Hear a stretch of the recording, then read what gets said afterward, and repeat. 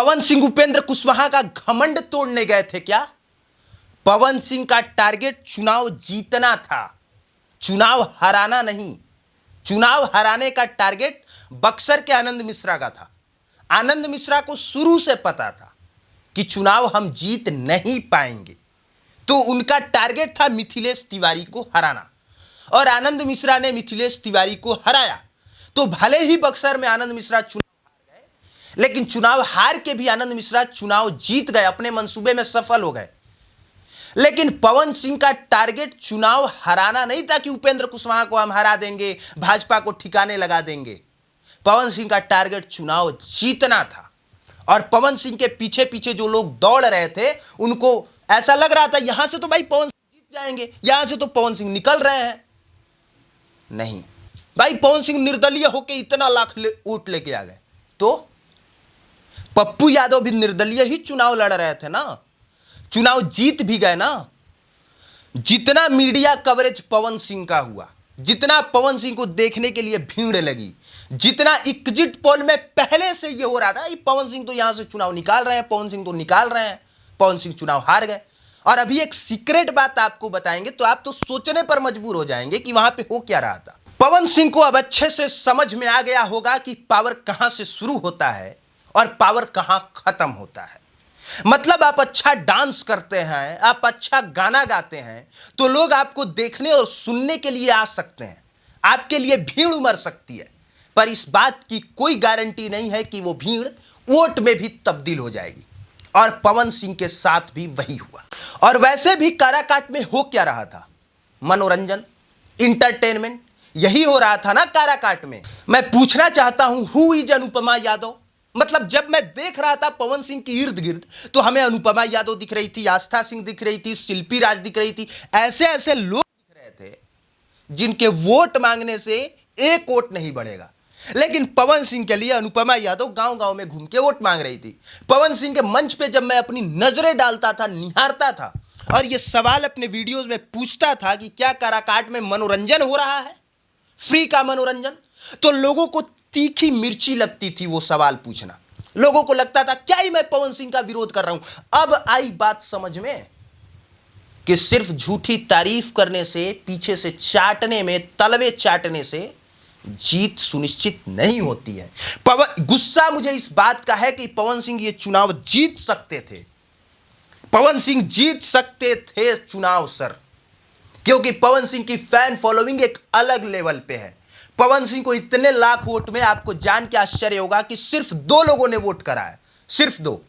एक तो लड़की और महिलाओं ने वोट कर दिया है, और दूसरा राजपूत कास्ट। इसके बाद हमें नहीं लगता कि पवन सिंह को किसी और ने वोट किया है।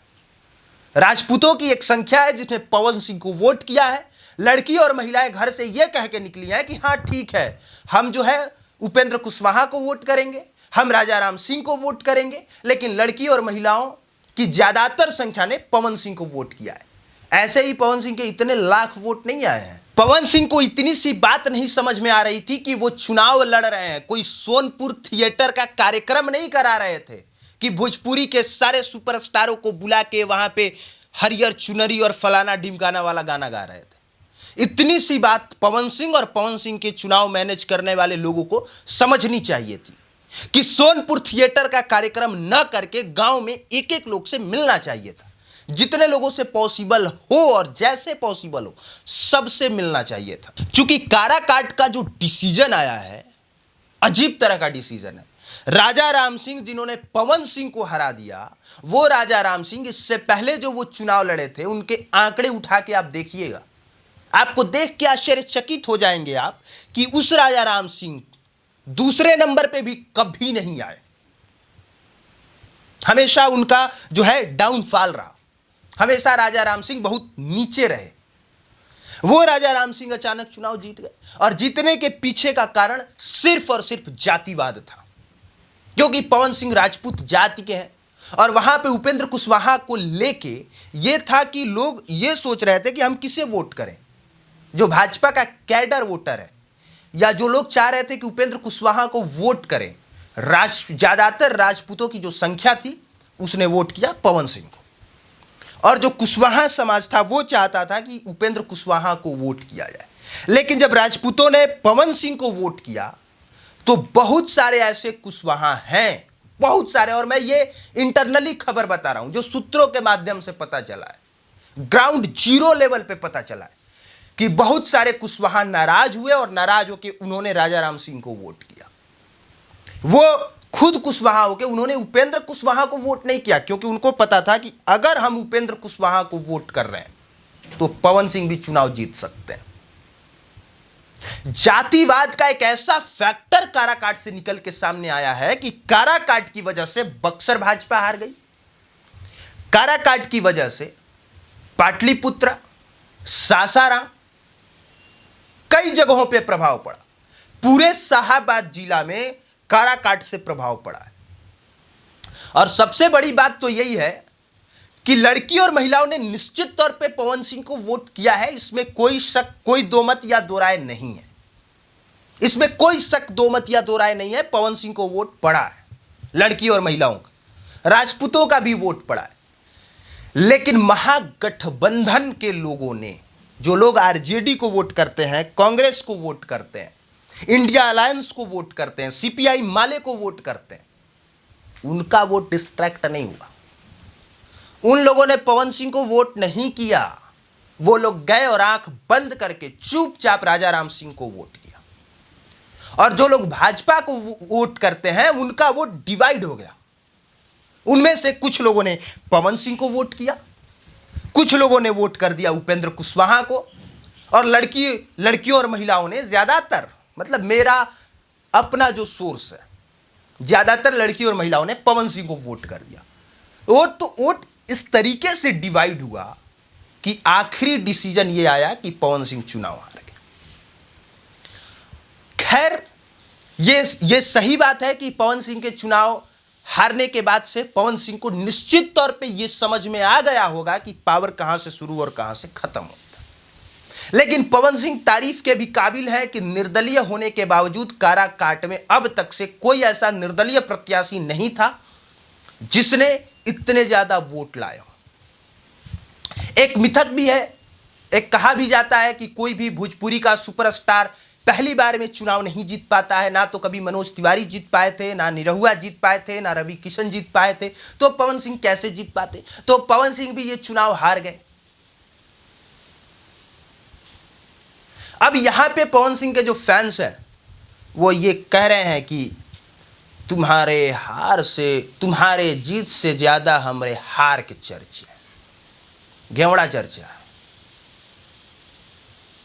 मतलब हर जगह जहां जहां हार होती है चर्चा होती ही है भाई।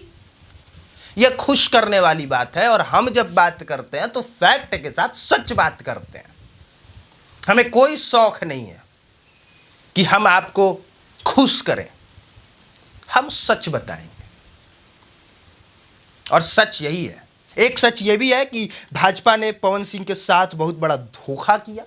भाजपा 2014 में पवन सिंह को टिकट देने वाली थी, भाजपा ने टिकट नहीं दिया। 2019 में देने वाली थी, 2019 में टिकट नहीं दिया।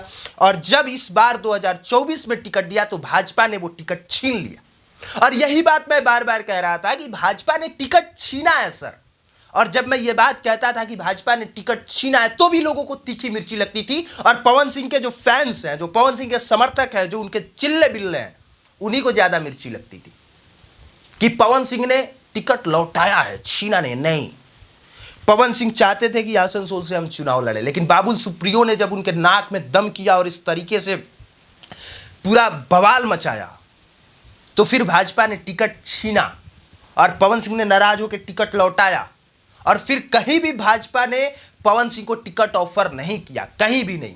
इसके बाद पवन सिंह ने स्वाभिमान की से लड़ाई बताई, अपने माताजी के नाम को आगे किया कि हम अपने माताश्री के नाम को आगे करेंगे तो बहुत सारे हमें सिंपैथी वाले वोट मिलेंगे। लोगों को लगेगा कि माताजी के आदेश पे पवन सिंह चुनाव लड़ रहे हैं। माताजी ने और भी बहुत तरह के भाई अच्छा काम करने का आदेश दिया होगा, चुनाव लड़ने का ही सिर्फ आदेश दिया था क्या? खैर ठीक है, मतलब हम दोनों बात कर रहे हैं, प्रॉन्स भी और कॉन्स भी, पक्ष भी और विपक्ष भी। क्योंकि ना तो पवन सिंह से हमारी दोस्ती है और ना ही पवन सिंह से दुश्मनी है। ना हमारी कोई ऐसी दिल्ली तमन्ना थी कि पवन सिंह चुनाव जीत जाए और ना ही हमारी कोई ऐसी दिल्ली तमन्ना थी कि पवन सिंह चुनाव हार जाए। बस मैं एनालिसिस कर रहा था, देख रहा था अपनी इन्हीं आंखों से what is going on. Result आ गया, पता चल गया व्हाट इज गोइंग ऑन। बाकी आप देख रहे थे पब्लिक प्लेटफॉर्म। मेरा नाम कुमार अभिनव है, देखने के लिए धन्यवाद।